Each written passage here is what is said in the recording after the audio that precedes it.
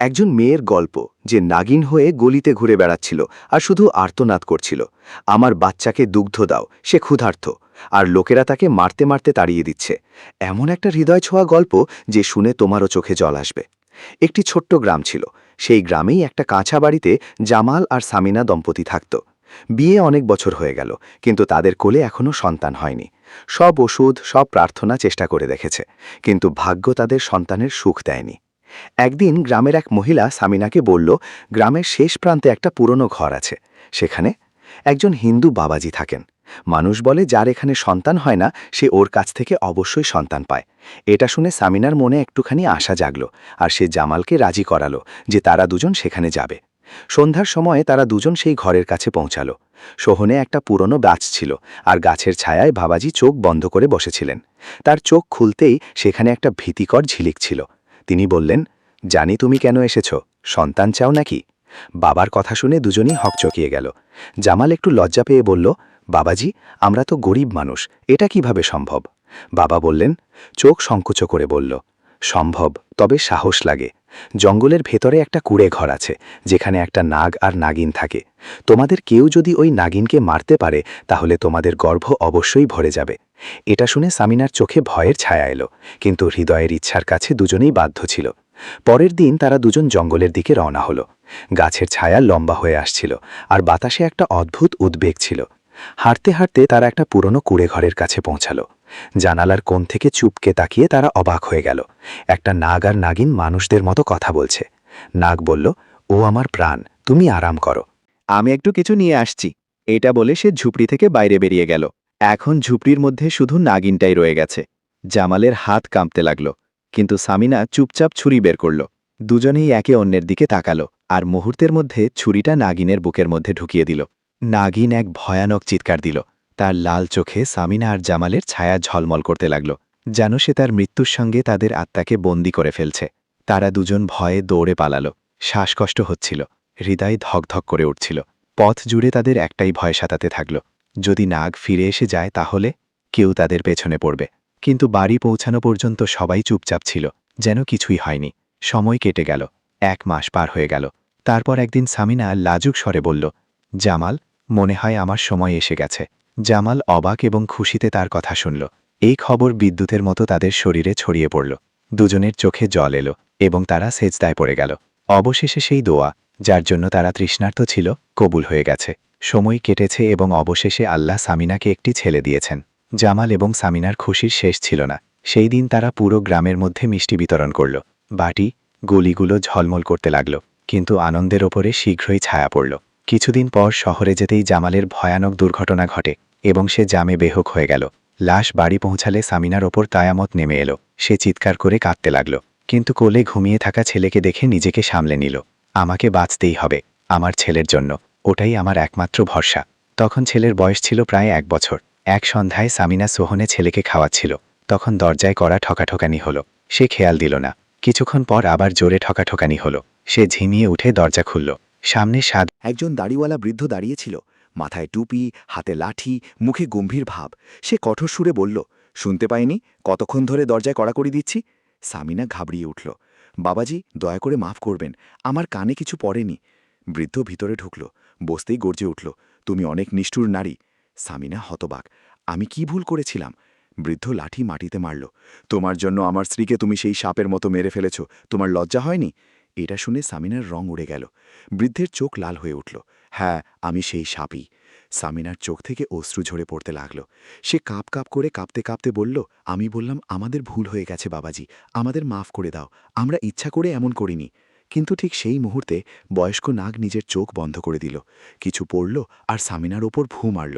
তার আওয়াজ গুঞ্জরিত হল, যা, এখন তুই তোর ছেলের সঙ্গে পুরো 12 বছর পরেই দেখা করবি। যেই সন্তানের জন্য তুই নাগিনের রক্ত করলি, এখন তুই নিজেরাও নাগিন হয়ে ঘুরবি। এটা বলে সে এক মুহূর্তের মধ্যেই অদৃশ্য হয়ে গেল। হঠাৎ সামিনার চিৎকার উঠল, তার শরীর কাঁপতে লাগল, চোখ লাল হয়ে গেল, আর দেখার সঙ্গে সঙ্গে সে একটা বড় ভয়ঙ্কর নাগিনে পরিণত হয়ে গেল। তার অস্তিত্ব মাটিতে ফরফরাতে লাগল। ঠিক সেই সময় রুমের ভেতরে তার ছোট্ট ছেলে পেটের ক্ষুধায় কাঁপছিল। মা দুধ দাও বলতে শুনতে পেত, কিন্তু মানুষের ভাষায় কিছু বলতে পারত না। ছেলের অসহায়তা দেখে সামিনার মন টুকরো হয়ে গেল। সে সহ্য করতে না পেরে গ্রামের গলিগুলোতে ছুটে গেল। তার কাঁদতে কাঁদতে জিভ দিয়ে যেন বলছিল, ও হে মানুষরা, আমার ছেলেকে দুধ খাওয়াও, সে ক্ষুধার্ত, ওর প্রতি দয়া করো। কিন্তু গ্রামবাসীরা তাকে দেখে ভয়ে চারদিকে ছিটকে পড়ল। কেউ বাড়ি থেকে লাঠি নিয়ে এলো, কেউ বন্দুক হাতে দাঁড়ালো, আর যারা দেখল তারা পাথর আর কাঠ দিয়ে মারা শুরু করলো। আহত আর কাঁদতে কাঁদতে সামিনা শেষ পর্যন্ত গ্রাম ছেড়ে জঙ্গলের দিকে চলে গেল। বাইরে চলে গেল। রাত গভীর হয়ে আসছিল। সামিনা একটা গাছের নিচে বসে কেঁদে উঠল। ও আল্লাহ, এখন আমি কি করব? আমার ছেলে ক্ষুধার্ত। এদিকে কাঠ বয়ে নিয়ে এক বয়স্ক মহিলা ওখান দিয়ে যাচ্ছিলেন। তিনি সামিনার কাদার আওয়াজ শুনলেন। পেছনে ফিরে দেখলেন সামনে একজন নাগিন দাঁড়িয়ে আছে, চোখে পানি, মুখে দুঃখ। বয়স্ক মহিলা ভয়ে পেছনে সরে গেলেন। তুই তো নাগিন, কে তুমি? কেন কাঁদছ? সামিনা কান্নাকাটি করে বলল, আম্মা, আমি আসলে মানুষ। এটা সব এক জাদুর প্রভাব। আমার ছেলে এখন গ্রামের ওই বাড়িতে আছে। সে তোমার কাছে আমানত থাকবে। তার প্রতি দয়া করো। তাকে বনিয়ে পালিয়ে নেওয়া। যখন সময় আসবে আমি নিজেই তাকে নিতে আসব। এটা শুনে বুড়ো মহিলার মনেও আঘাত লাগল। তার চোখে চোখে জল উঠে এলো। সে বলল, মেয়ে, লজ্জা করো না। তোমার ছেলে আমার আমানত। আমি তাকে আমার প্রাণের চেয়েও বেশি যত্ন নেব। সামিনা কাঁদতে কাঁদতে কৃতজ্ঞতা জানাল। বুড়ো মহিলা তার ঠিকানা দিল আর কাঠ কাঁধে নিয়ে চলে গেল। সামিনা জঙ্গলের একাকিত্বে একা থাকল, আর তার ছেলে এক অপরিচিত মায়ের সঙ্গেই গ্রামে বড় হতে লাগল। অন্যদিকে সামিনা জঙ্গলে নাগিনের রূপে কাঁদতে কাঁদতে ঘুরে বেড়াচ্ছিল, আর বুড়ো মহিলা শিশুটিকে নিজের ঝপড়ায় নিয়ে গেল। মা, সে তার দুর্বল বাহুতে তাকে ধরে বলল, ছেলে, এখন তুই আমার ভরসা। আমি তোর যত্ন নেব আমার প্রাণের থেকেও বেশি করে। সেই গ্রামের এক কোণে একটা খুব বড় বাড়ি ছিল, এক ধরনের রাজপ্রাসাদের মতো ইমারত। ওই বাড়ির মালিক ছিল সেরোজ। তখন সে শোকের মধ্যে মাথা ধরে বসেছিল, কারণ তার স্ত্রী নাজমার অবস্থা খুবই খারাপ ছিল। ডাক্তাররা স্পষ্ট জানিয়েছিল ওর বাঁচা কঠিন, আর যদি বেঁচে থাকে তবুও শকের কারণে জীবনও যেতে পারে। সোহরজের চোখে জল ছিল। বহু বছর পর আল্লাহ তাকে সন্তান দিয়েছিলেন, কিন্তু ভাগ্য আবার তার উপর আঘাত হেনেছিল। এর মধ্যেই তার মুলাজিম দৌড়ে এসে বলল, সাহেবজি, যদি অনুমতি দেন তাহলে একটা কথা বলি। সোহরস চোখ তুলেই বলল, বলো। মুলাজিম বলল, আমি বলছি যদি আপনার কাছে কোনো সমাধান না থাকে তাহলে একটা কাজ করেন, কারো একটা বাচ্চা নিয়ে মালিকাকে দেন আর বলুন এটা আপনারই বাচ্চা, হয়তো এই খুশিতেই তার প্রাণ বাঁচবে। এটা শুনে সোহরজের মন কাঁপতে লাগল। কি, কিন্তু কে তোরা বাচ্চাকে আমাদের দেবে? মুলাজিম তৎক্ষণাৎ মাথা নিচু করে বলল, সাহেবজি, সেটাই তো আমি বলছি। আমার গ্রামে এক ঝুপড়ি আছে, ওখানে এক বুড়ি থাকে। কিছুদিন ধরে তার কাছে একটা বাচ্চা আছে। সে বলে যে এই বাচ্চাটা তার কাছে কারো আমানত, কিন্তু এখনও কেউ নিতে আসেনি। আমরা চাইলে ওই বাচ্চাটা পেয়ে যেতে পারি। সোহরস চুপ হয়ে গেল। তার চোখে ভাবনার ছায়া নাচতে লাগল। তারপর ধীরে ধীরে বলল, যাও, ওই বৃদ্ধার কাছে কথা বলো। যত টাকা চায় দিবে, দাও, আর বাচ্চাটা আমার কাছে নিয়ে আসো। সোহরজের চাকরান্দান সরাসরি ওই বৃদ্ধার ঝুপড়ির কাছে পৌঁছে গেল। সে একটা থালা বের করে মাটির ওপর সোনার কয়েন আর নোটের গাদা সাজিয়ে দিল।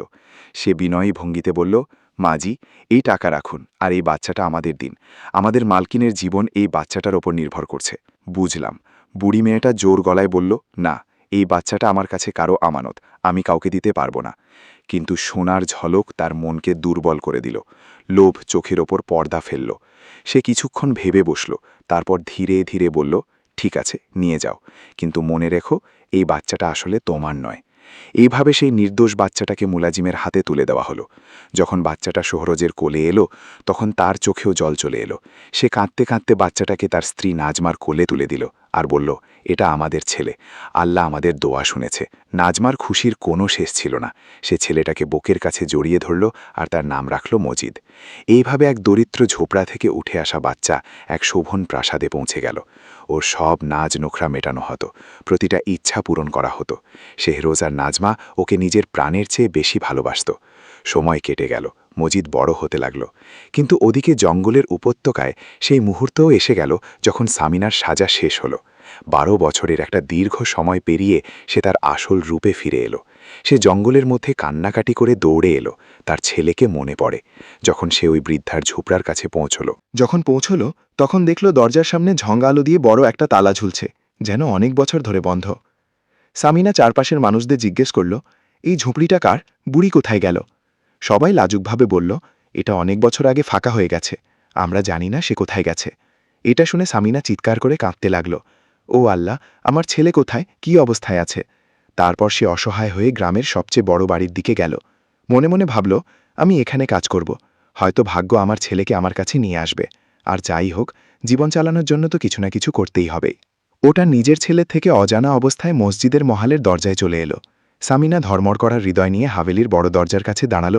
নাজমা বাইরে এসে তার অবস্থা দেখল। মুখে ক্লান্তির ছাপ ছিল, চোখে হতাশা, কিন্তু জিভে আশা। সামিনা ধীরে ধীরে বলল, বিবিজি, এখানে কি আমার জন্য কোনো কাজ পাওয়া যাবে?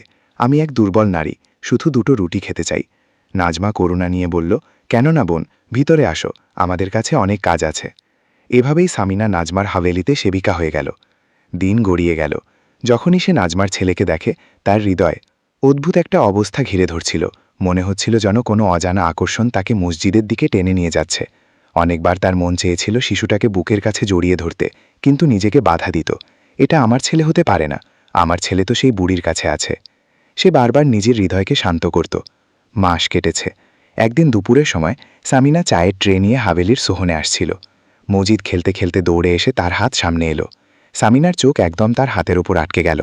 সে হকচকিয়ে উঠল। তার চোখ বিস্ময়ে চওড়া হয়ে গেল। ওই দাগ, ওই জন্মগত দাগ তো তার স্বামী জামালের হাতেও ছিল। ঠিক যেন ওর ছেলে হাতেও ছিল। ওর শরীরে যেন বিদ্যুৎ দৌড়ে গেল। কাঁপতে কাঁপতে নিজের সঙ্গে বলল, হায় আল্লাহ, এটা তো আমার ছেলে মনে হচ্ছে। কিন্তু পরের মুহূর্তেই সে মাথা নেড়ে বলল, না না, এটা সম্ভব না, আমার ছেলে তো ওই বুড়ো মহিলার কাছে থাকবে, এটা কিভাবে আমার ছেলে হতে পারে? চায়ের ট্রে রাখার সময় সে চোখে কান্নার জল লুকিয়ে নিল, কিন্তু মনে ঝড় উঠেছিল। সামিনা ঘরে এসে ফেটে ফেটে কেঁদে উঠল। ওর কান্না থামার নামই নিচ্ছিল না। তখন নাজমা ঘরে ঢুকল। আরে সামিনা, কি অবস্থা করেছ, তুমি কেন কাঁদছ? সামিনা হিক্কিতে ভেসে নিজের পুরো কাহিনী খুলে দিল। নিজের বিয়ে, নিজের বঞ্চনা, ওই হিন্দু সাধু, সাপ আর সাপিন, তারপর জমালের মৃত্যু, আর শেষমেশ সেই মুহূর্ত যখন সে নিজের ছেলে বৃদ্ধার হাতে তুলে দিয়েছিল। নাজমার চোখও ভিজে গেল। সে সামিনার চোখের পানি মুছে বলল, সাহস রাখো বোন, চিন্তা করো না, শীঘ্রই তোমার ছেলে তোমাকে ফিরে পাবে। কিন্তু দরজার কাছে দাঁড়ানো সে রোজ সবকিছু শুনে ফেলেছিল। তার হৃদয় জোরে জোরে ধড়কাতে লাগল। সে জানত মুজিদ আসলেই সামিনার ছেলে, কিন্তু মুজিদকে নিজের জীবনের থেকে আলাদা করার কথা ভাবাই সম্ভব নয়। ওইটার জন্য ওর পক্ষে অসম্ভব ছিল। ও চুপচাপ ঘুরে গিয়ে সত্যটাকে নিজের হৃদয়ে পুঁতে দিল। পরের দিন সন্ধ্যায় সামিনা হাভেলি থেকে বেরিয়ে পড়ল তার কাঁচা বাড়ির দিকে যেতে। সে রাস্তা দিয়ে যাচ্ছিল, হঠাৎ ওর চোখ পড়ল সেই ঝুপড়িটায়, যেটা বছরগুলো ধরে বন্ধ ছিল। কিন্তু আজ সেই ঝুপড়ির দরজা খোলা ছিল। সামিনার পা এক মুহূর্ত থমকে গেল। তারপরও দ্রুত দৌড়ে ঝুপড়ির দিকে ছুটল। দরজা ঠেলে ভিতরে ঢুকল। অন্ধকার, পুরনো কাঠের গন্ধ, আর চার পাইয়ে শুয়ে থাকা এক জীর্ণ বয়সী নারী। সেই বুড়ো মাইয়া কাশি করছিল। শ্বাস প্রশ্বাস ভারী হয়েছিল। সামিনা কষ্টে তার গাড়ি বেশে পৌঁছেছিল। আম্মা, তুমি কোথায় চলে গিয়েছিলে? আমার বাচ্চা, আমার ছেলে কোথায়? বাড়িয়ার চোখ দিয়ে অশ্রু ঝরে পড়তে লাগল। সে কাপড়া হাতে হাত জোড় করল। মেয়ে, আমাকে মাফ করো, আমি খুব পাপী। সামিনা কান্নাকাটি করে বলল, কি হয়েছে আম্মা, বলো, আমার বাচ্চা কোথায়?